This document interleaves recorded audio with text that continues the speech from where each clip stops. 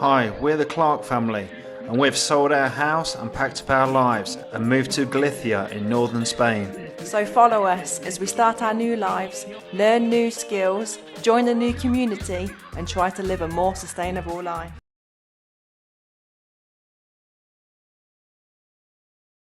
Hi everybody, welcome to Escape to El Campo. As promised this week, we're a bit pushed with time, so we're just going to have a quick garden tour and show you how things are getting on, or not getting on as the case may be. We've not had any rain here for quite some time now. Is it a month or so since we've had any? Is it real rain? Yeah, real rain. It's been over a month since we've had any real rain. We've had some proper hot temperatures, so late 20s, early 30s, pretty much every day. So everything's looking much browner than it was, and as you'll see, some of the plants are quite distressed from the lack of water. So Em's going to talk you through it all. So there's not really a lot more to show you on the tomatoes because I pretty much covered them all in here a couple of weeks ago, but you will notice that they are quite a lot taller now. My new string that I put in is working quite well, but yeah, they're doing really well. I'm super happy. I've bought a pressure canning machine so I can get going with my salsas that I want to make for long-term storage. But yeah, this is gonna make a nice, perfect tomato sauce for the next pizza that we make. These ones here don't look quite ready to come off yet. They're just still a little bit peachy on the colour, not quite as red as I would like. I mean, this one's good. This one hasn't got any of the green left on the top, so that'll go nicely. That one will.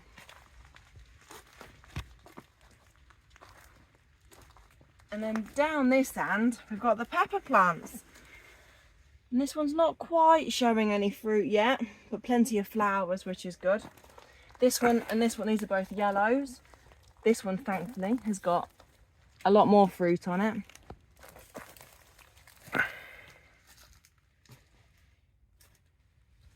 This is a padron pepper. It's a bit like a jalapeno. That one doesn't look particularly happy. Yeah, perhaps not the best example. And then these last three are red pepper plants. And excitingly, there's plenty coming on here as well. So yeah, I'm really pleased with that.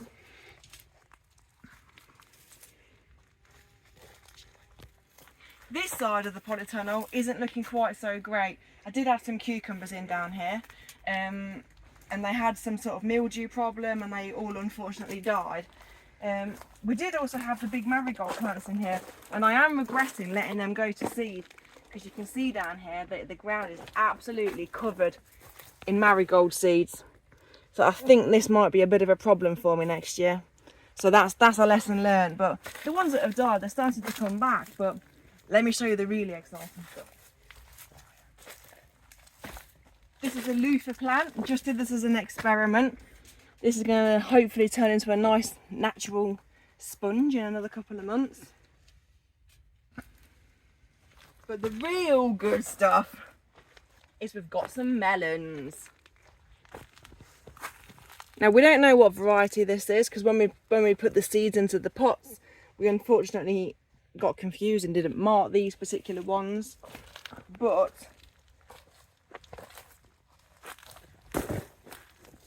yeah, look at that. Nice juicy melon.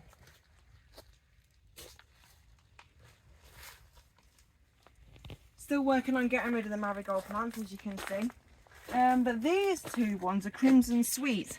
Now, not got as such big fruit on it as yet as the other one, but there are some examples of where the melons are now coming through. So hopefully in another couple of months or so, we shall have some fruit on these ones as well. Hey babe. Can't beat a tomato fresh off the plant. Flipping delicious. In this bed just here is where we took the garlic out a good few weeks ago. In here I have planted some lettuce, some more carrots, some chard and some radishes. So these are getting a good watering every day, and fingers crossed they should be starting to come up soon.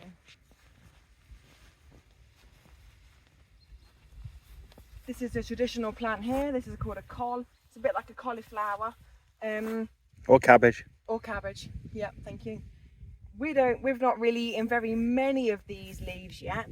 These bugs have, but the chickens absolutely love them. They get a treat of a good handful of leaves every day, and they absolutely love them. Unfortunately, so do the bugs.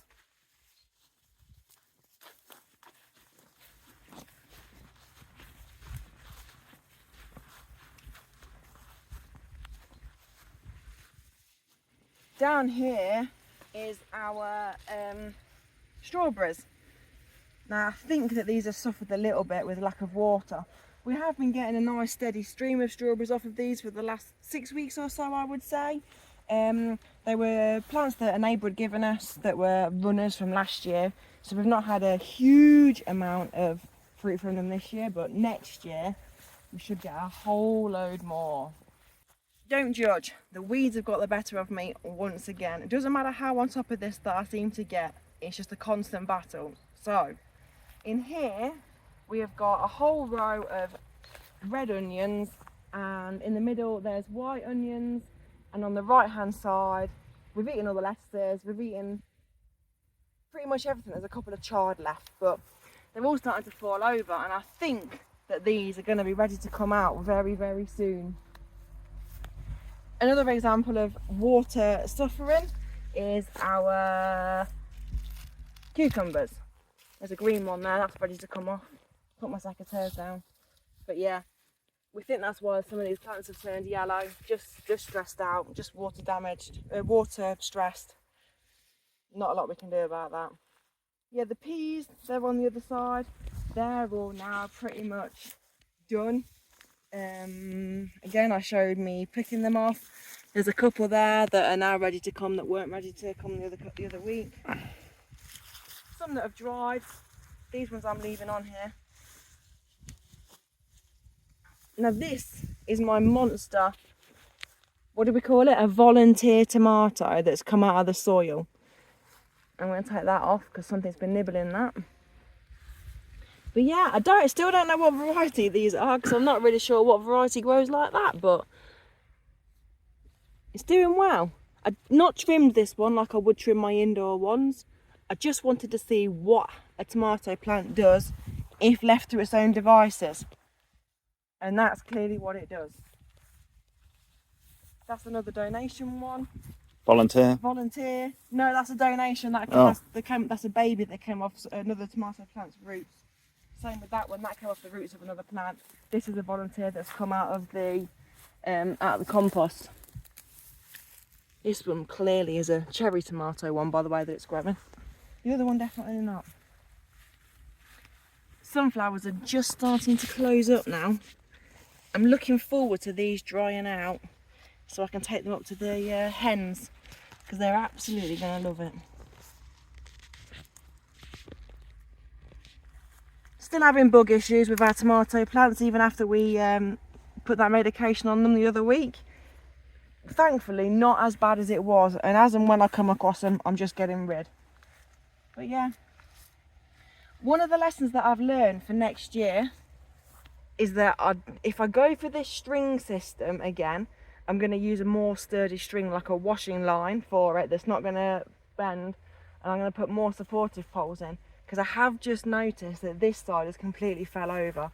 I don't know whether it's snapped, I don't know whether it's collapsed, I don't know. That's a job for in a minute. But yeah, I'm either need to use a more supportive string, more supportive supports, or I just need to pole them all. But you don't know until you try these things, do you?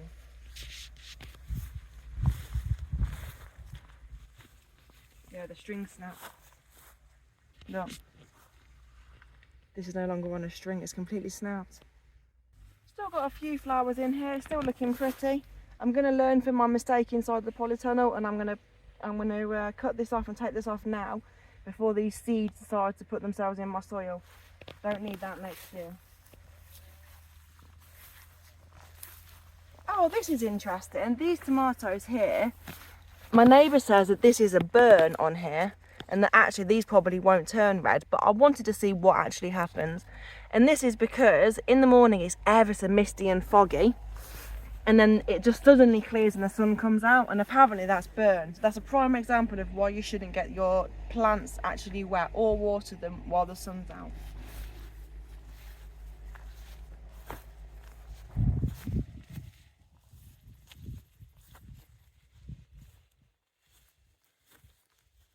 We'll walk up this side now. In this bed I've mostly got beans, all different varieties of beans. Couldn't take them all from the top of my head, but again we're allowing them to dry out because we eat a lot of, like you buy chickpeas dried and all them kind of beans dried, we eat loads of them, so we're going to let them dry out. Down the middle is all carrots.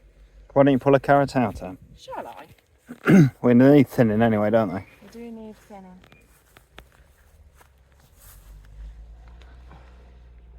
Hey, that's a little doody carrot. That's not bad actually, is it?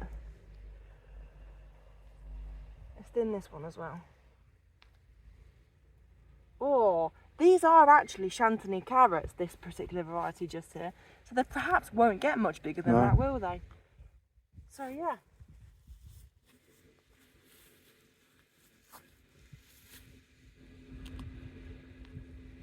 I think they're perfect. They are perfect. Oh, they smell amazing.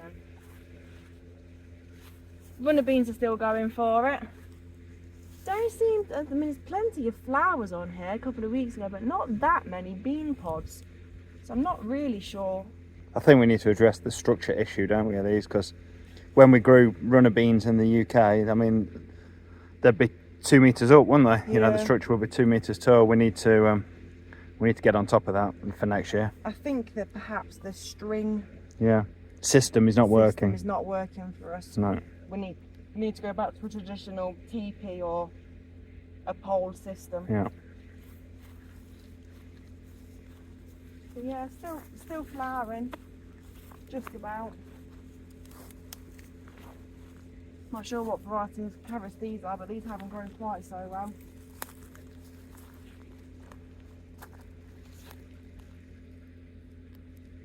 Oh, top came off that one.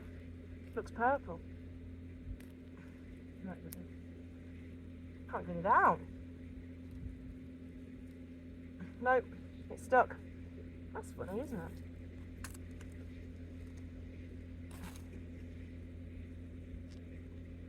The one next to it came out anyway. That's a short and stubby. They're not doing bad though, are they? No, they're not. Considering how hard the ground is. Yeah. And I think that it's quite a stony ground. I mean, there's stones flipping everywhere all in it. So yeah, not bad at all, really, is it? And then down this side, which I haven't shown, but it's all pretty much the same. We've got cabbages.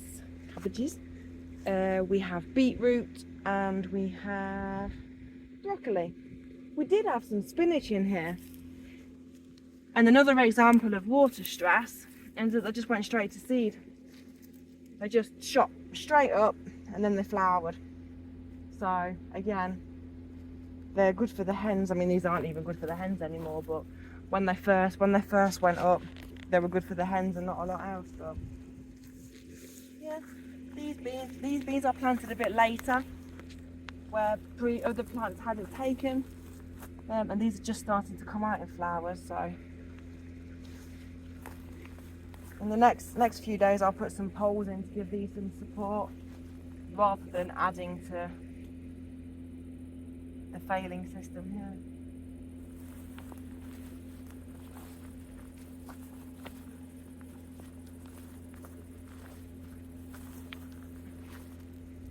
Look at that one. She's a beauty. We'll have them to our dinner tonight. Yeah. Yeah. That's good. That's pretty much it of the everyday food that we've planted. We'll show you the maize, which is behind me here. So the maize are doing pretty well. This is taller than me now, and the fruit's coming out really nice as well. I didn't know it was going to come out with this fuzzy bit on the ends, and I think it looks quite amusing. Adam, you got such a dirty mind. Apparently these are a bit water stressed, or less so now, a couple of weeks ago the leaves were all really straight pointing up, and a neighbour said that it was because they were searching for the water in the air. But they seem to have relaxed a bit more now. But yeah, we're really looking forward to harvesting these really, and seeing the next part of the process. Yeah, so onto the cider apple tree. Well, these 6 here are eating apple trees. As you can see, it's not looking particularly healthy. Water stress, I would imagine we really could do with a proper downpour of rain. Well, this little fella here, he's doing okay. Again, the leaves are beginning to look a bit stressed, but look at the sort of perfect spacing on these apples. These are eating apples, these ones. So considering we only planted these back in February, March time, I'm surprised we've even got any apples on these at all. Some of the others have got one or two on.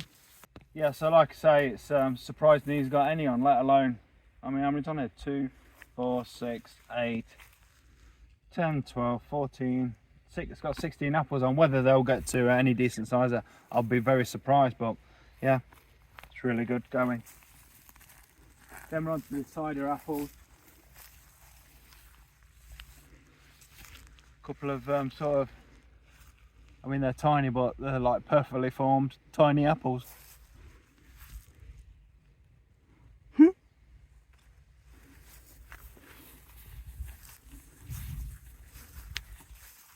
And this one. So again, cider apples. We're not getting drunk off of these this year, I don't think. So yeah, they're all doing well. Apart from that one in the top right-hand corner, who's looks very water stressed. All the rest don't look too. They don't look too shabby at all. So the other night, it must have been about 9, half 9ish. I was just down here doing a bit of weeding, and I kept hearing rustling coming from that tree, and I thought, oh, the acorns are falling off, or there's a branch snapping, or I don't know. It just kept happening and kept happening. It was kind of a bit freaky because everything else was completely silent. Carried on with what I was doing. Then I heard a rustling right behind me in the maize and in that hedge, and in that gap just there, a little face appeared. And it took me a split second to register what it was. And it was a jabalí, or a wild boar. And I did a little noise, and it oinked at me. And I screamed, "Adam!" at the top of my voice, and ran. And then it also ran, thankfully, and didn't come in.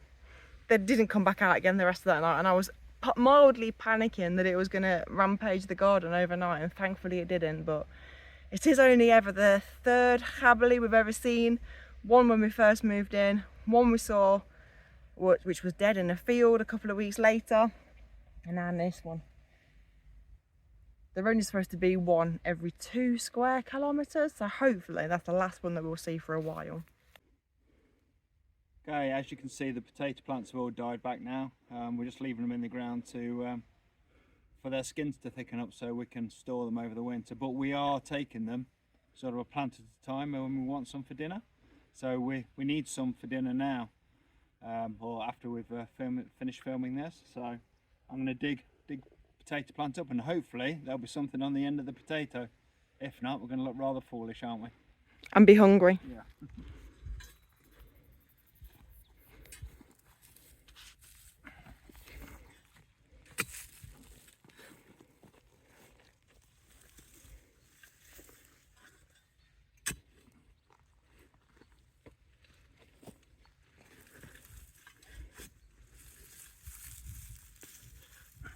Oh. Oh. There's your look. Oh, do that again. There's your look, forked straight through it. So there's a couple, one there and one with a fork through. And a little one there.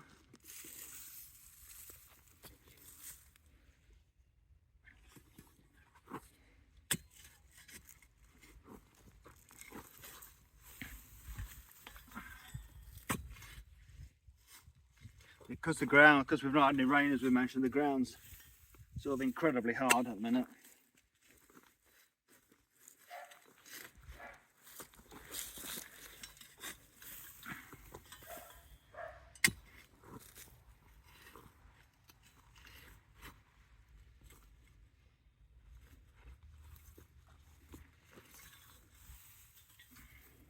No.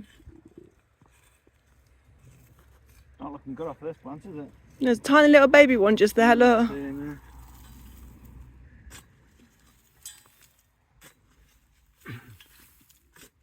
No.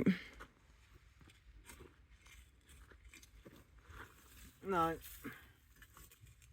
No, so we've got 3 reasonable sized ones after that. Should we try this one here?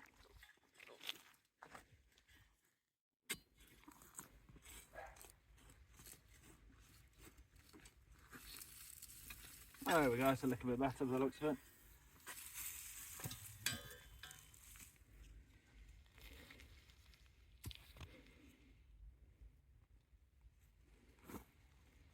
So that's a little bit better.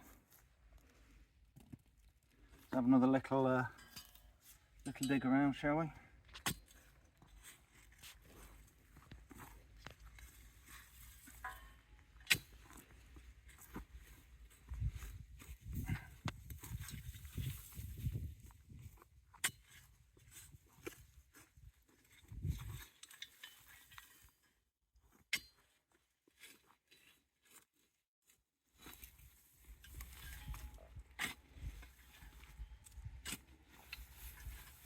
You can just see the dust coming up, can't you? From the dry land. So, and the dreaded weed. So that's probably enough for dinner tonight for the 4 of us, isn't it? So, see that was growing off. I've heard about this, read about this. So the weeds, Yeah. is actually going into the potato to get the moisture out of the potato. Oh. See that? That's a root off the potato where the potato was joined. But this one here was also stuck in one of these potatoes. I can't see which one it was now. Yeah, so these weeds, when it gets dry, they start burrowing into the potatoes to get the moisture out of the potatoes. I've read about it. Wasn't expecting to see it, but there we go. Wow. So what we got? 1, 2, 3, 4, 5, 6, 7, 8, 9 of various sizes. From the smallest, that's for Emma, to the biggest, that's my one, that is. Yeah, so like we say, we're leaving them in the ground for the skins to thicken up, and we're just taking them as and when, and hopefully somebody's going to bring a tractor out and dig these all up for us. But I can actually see them, our friends at the top there. She's watching us. Is she really? Yeah, from her garden. So yeah, hi Florita. Send Pepe down with the tractor to dig these up. Yeah, I don't think it's quite time. When we were here last year, when did we move in? About early September? Yeah. Yeah, a couple of weeks after that, everybody seemed to be digging their potatoes up. So I'd say they've probably got another good month in the ground. Yeah. And hopefully the weeds won't eat all the potatoes before we do. So the fruit trees seem to be doing, as we just discussed, the little apple trees have got some fruit on, but the bigger ones seem to be doing really well, and it looks like it might be a really good year for apples. Any of you long-term viewers will know that I absolutely butchered this tree earlier in the year because it was there was places where it was hollow. I think this branch and this branch coming off here, where it captured water, and it was hollow inside. In fact, I think I've got. In fact, here it is. Here's the branch. So this branch was coming off here, and as you can see, it was completely hollow inside. Now that's not good for the health. I don't know anything about apple trees or any trees, to be honest, but I know that's not good. So it came off, and we literally butchered this. But I mean, look at the life on it now. It's really, sprung back to life. And it's not got loads of apples on, but there are a few apples on it. I'm just falling over again, sorry. And also a colony of ants. Look at these. They're obviously found something good to eat up there.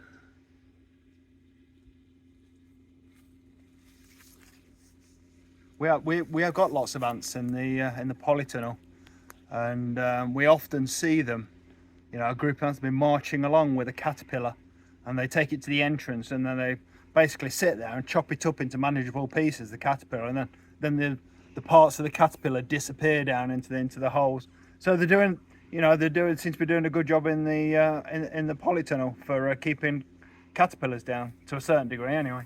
Yeah, imagine how many tomatoes we would be losing if they didn't have ants. Exactly. Again, these pear trees, you know, to me they look like they're on their last legs. You know, the bark's all coming away. And again, I really cut them back hard this year. But look, the pears on there, and pears on here, and over here. But again, as you can see, it's suffering with something. You know, the leaves are damaged. It's not in good condition. Let's put it like that. But it's put some pears out, so we'll be having a few pears off of there this year. So again, this is a tree that we really cut back hard this year, and it's certainly putting some fruit out. The quality of the fruit isn't particularly good. What I have been doing is, say for example, where we've got two fruits growing very closely here, I've been taking one of them off. Well, there's three there. Taking one of them to give, you know, try and make this into one good one. Because what tends to happen is when they grow together like this in the wind and they rub together and they get damaged, and you get two bad fruit instead of one good one. Apparently, reading about it, naturally in June and July they have a June drop and a July drop. I'm guessing that's due to, you know, as it gets hotter, they start to eject some of the fruit because they just can't sustain it because there's not so much water around. But you can help that process by going along and physically removing. So that one in the middle there that's rubbing on three, we'll perhaps remove him off, and hopefully we might get three decent ones rather than four damaged ones. So I don't know whether you'll be able to see. If we step back, we can see up the top where we can't reach. I don't know if you can zoom in on that. There's, you know, they've lovely red apple, but then they've got this horrible brown spotting. You know, and that's just, well, again, whether that's like the tomatoes, where it's, you know, it's really cold. Well, not cold in the morning, but very, very misty in the morning. You know, there's a thick fog in the morning, and then by lunchtime it's sort of burnt off and it's blazing sunshine. Whether that's like a bit of sunburn, I'm not sure. So as we're walking up the garden, you can see Benito's gone. He's gone. He went at the weekend, and we'll show you where he is a bit later. So as we covered last week, we got 15 new chicks, and they're growing already. These are my little peeps, as I call them, and if you listen closely, you might be able to hear why I call them my little peeps.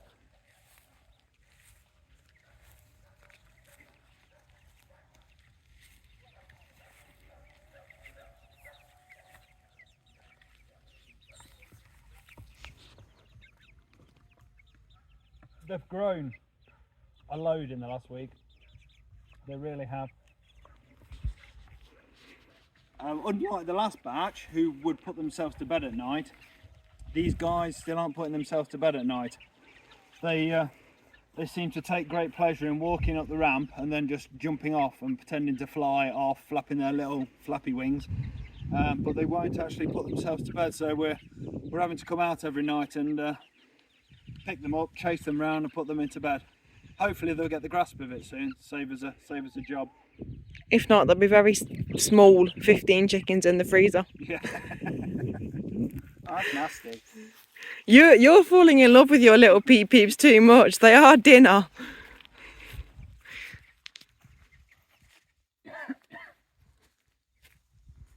So again, another apple tree, another old apple tree. Plenty of signs of disease on the leaves, but as you can see, loads and loads of apples. Yeah, it's going to be a good year for apples. That's an apple tree. So another apple tree just here, and another. I mean, you can see from here how well that apple tree is doing. Look at it. I've actually been round that apple tree there, and like I was explaining earlier, removed probably half of the apples off of it.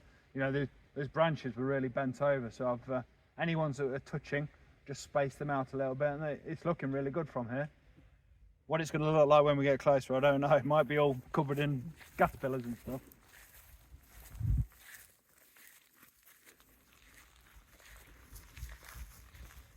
No, they're looking really nice. They are looking very nice apples. Yeah. Perhaps I just need to get some support on here so we don't, so this branch doesn't snap off, just to help that. But look how nice they are. They're really nice looking apples, these ones. They look ready to eat now, they do. Yeah. Again, we could do with some rain just to swell them up a bit. Yeah. Get them a decent size. Absolutely. Yeah.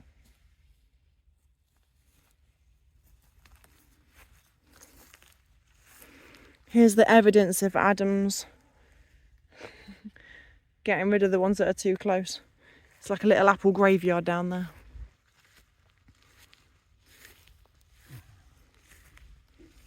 Yeah, so we've got the pear trees and the peach trees and the what else we got? Kiwis And nectarines.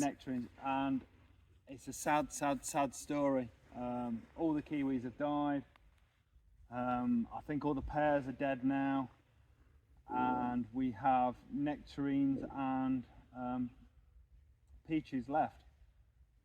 That's it. All the other ones seem to have died, and I think it's just purely down to lack of water. It might be the position where we planted them. I'm watching those little chicks, and he actually went up inside. There he goes. He's going inside the coop. Look, he's gone inside. No, he's not. He's changed his mind. He's coming back out again. So this is what's supposed to happen. They're supposed to put them, as it gets to dusk, they're supposed to go up there and put themselves to bed.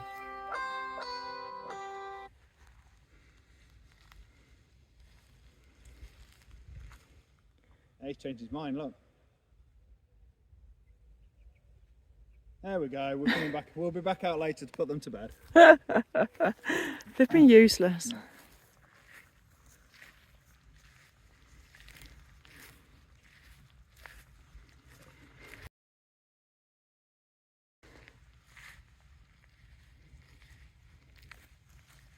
This plum tree seems to be doing okay. Again, it's showing signs of water stress and maybe a little bit of disease. But it's still alive, which is a bonus. The bigger plum tree behind, obviously that was there when we moved in. It's got a few plums on it, but it's not, for us it's not been a great year for plums. Our neighbours have had loads of plums, and they've sent us baskets and baskets of plums around. But we've got very few this year.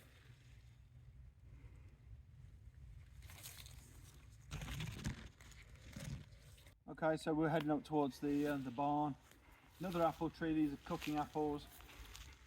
And again, plenty on there again. So, like I said, good year for apples. So any long-term viewers who saw us butcher these grapevines earlier in the February, March time, didn't really know what we were doing with them, but whatever we did seems to have worked, because we've got these little bunches of grapes that are developing. Already going dry, some of them. Yeah, I think that's water stress again though, isn't it? Yeah. Well, these ones, if you look at these over here, look.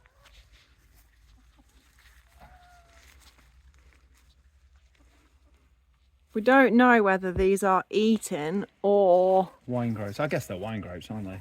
Considering the region we're in. Yeah. Well, we did eat them last year, didn't we? And they were very nice. Yeah.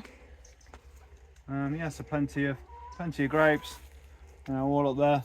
So even our bumbling efforts has resulted in some grapeage. Whether it's optimum grapeage or less than optimum grapeage, who knows? But yeah, it's incredible. when we were cutting these back, these vines here at the back here, we both said to each other, these are never going to grow. Look at them, there's no sign of life in these whatsoever. There was no greenery, you know, the stuff that we cut off all seemed dead and like dry, and but you can just see it. All of a sudden they seem to spring to life, and now the whole barn is being covered by grapevines. It's absolutely incredible, absolutely incredible. So we've met Adam's peeps, and these are my potato peels. Potato peel! How are we doing? We've not had very much jumping from the girls recently. But as you can see, the skeletons of all of the greens have been eaten today.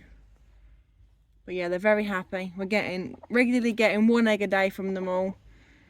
The defence barrier that we put in after Pine Martin came a few months ago seems to be working. Last week we noticed that there'd been some digging along the side of the coop. So again, I've put a layer of stone, well, I've put a layer of dirt in through the inside and then a layer of stone along the outside to give them an extra defensive barrier. And touch wood, they seem to be doing all right. Potato peel! How you doing? And good girls? Yeah. You can just about make out at the back there near the wall where they've been making themselves some dust baths. And the other day one of them was in there, and she got out and she walked away, and she was huge, and she shook herself off and all this dust came flying off and she was back to normal size. It was very amusing for me. What are you saying? What are you saying?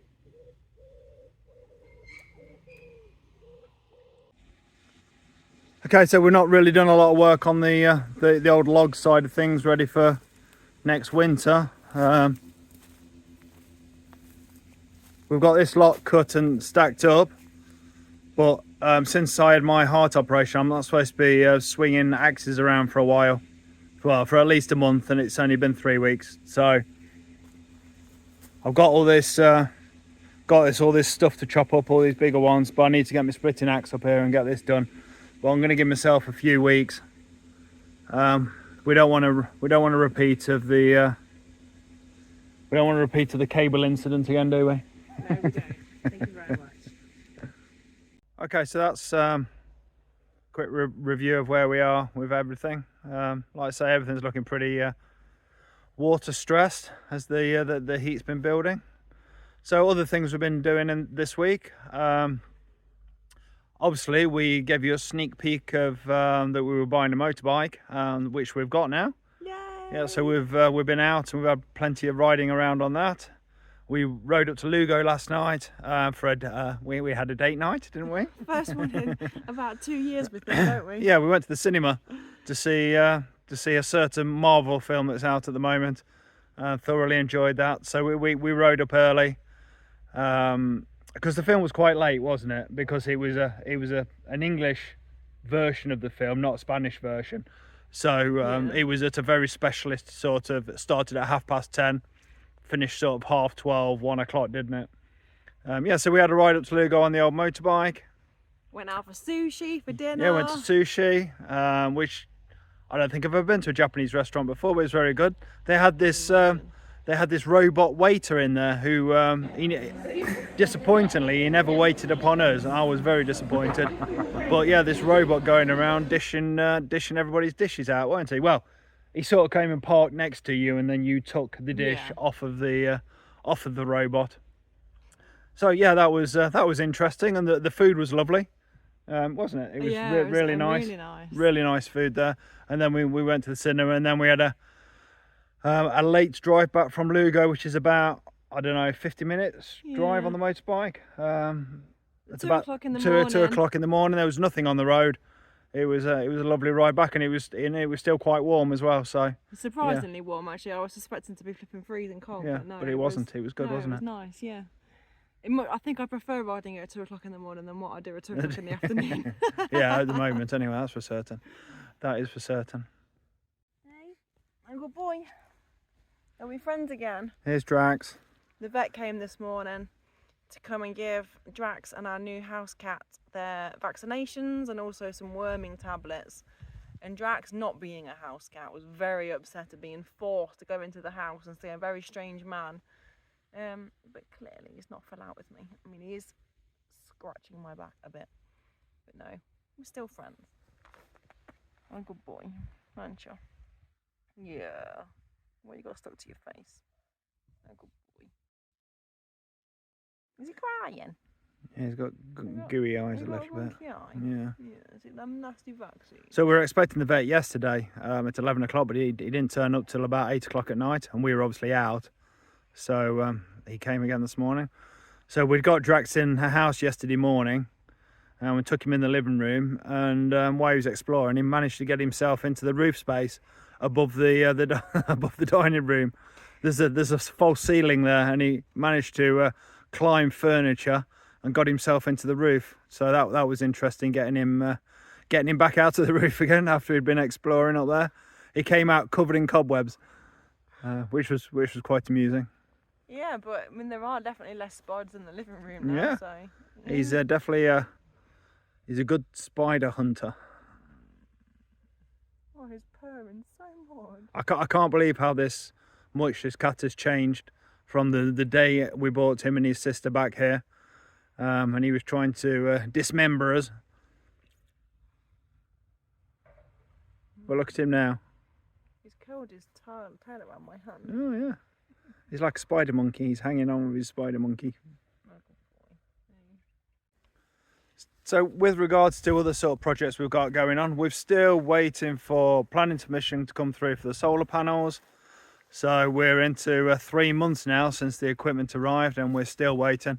And probably don't expect anything to happen now in August, because traditionally August is the time when lots of people go on holiday in Spain, and everything from that side, documentation, paperwork, sort of draws to a complete standstill, doesn't it? Yeah. So yeah, I don't think that's going to be happening anytime soon. We've made a little bit of progress with the heat pump, in that our consumer unit has been looked at today, actually this morning, and it's been upgraded with new fuses and RCDs in there. Now we've just got to dig a trench from the house across to the point where the electric board comes in. To the meter out. So I've got to dig a trench across there, put some conduit in, so they can upgrade the cable from the meter to the consumer unit. But again, the electrician can't come back until mid-September, because he's off on his jollies for a few weeks. So yeah, that's something else which is not going to happen for a few weeks. I'm just laughing at the cat rubbing itself against our legs because we've stopped fussing him. And he was rubbing himself up against Adam's legs. Like, why aren't you fussing me? So as promised, we're going to show you Benito's new home. So here we go. There's Benito's new home. Here he is. Apologies to any vegetarians, but there's a leg of Benito. Yep. So our friends who won the chicken, and not the chicken, won the lamb. What's it called? A cordero, which is a lamb in Spanish. In the raffle, because we looked after him and we did all the running around with him in the back of our van. They give us half of Benito. So yeah, he's in the fridge. It's quite surprising for how big he was. He was all floof. He was floofy. How small he ended up. He's like Albert. When Albert has a wash, there's Albert. He's our little black lamb. When he goes in the shower, it's just knocked me in the nuts. When he goes in the shower, he comes out and he's as skinny as anything, but he looks quite big, and I guess it's the same with Benito. Yeah, and if sort of long-term viewers will know that we harvested our chickens, so as you can see, yeah, we sort of got, apart from the little bit of Benito in here, the rest of the freezer is full of well, apart from my screams, chickens. It's all chicken and bonito there. And this is, so just to prove that we're trying to get as much as we can out of everything we do, these bags here, these are all chicken carcasses. So when we have a roast chicken, we keep the carcass, we freeze it, perhaps pack 2 or 3 into a bag, and we'll be using this to make chicken stock and cow dough, which is traditional Galician soup. So we'll be boiling these bones up and getting any residual meat that's left on there. And Emma's bought herself a pressure canner. So we're going to be pressure canning the cow dough into jars for long-term storage. So we've got some tasty soups and stocks, etc. For over the winter. So that's another little journey that Emma's going to be going on, and hopefully not blow us all up in the process of that journey. So yeah, it's something else to another skill to learn, isn't it? Another skill to learn, and obviously we'll film it all. And if anyone's got any recommendations, please leave them in the comments below, because I'd appreciate any advice that I can get. So that's it for this week. But we've got friends coming tomorrow. We're off to Santiago de Compostela to pick them up from the airport, and then we're going to spend the day in Santiago showing them the sights and sounds of Santiago. Yeah. Which, if you ever come to Galicia, you probably would fly into Santiago, to be fair, or to Vigo. But Santiago is a beautiful city and well worth a visit to get yourself up there. You know, for the architecture and the history of the place. So we'll thanks for watching, and we'll see you all next week. Ciao. Bye.